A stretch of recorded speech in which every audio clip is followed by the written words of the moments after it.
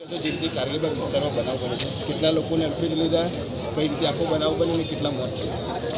કારેલીબાગ આમ્રપાલી ટોકીઝની પાસે રોડ ઉપર આ બનાવ બન્યો છે, જેમાં 4 વ્હીલર ગાડી દ્વારા 2 વ્હીલરને ટક્કર મારી એક્સિડન્ટ થયેલો છે, જેમાં એક મહિલાનું મૃત્યુ થયું છે અને બાકીના 3 ઇન્જર્ડ અત્યારે હાલમાં ઇન્ફોર્મેશન આવી રહી છે, આગળની તપાસ ચાલી રહી છે।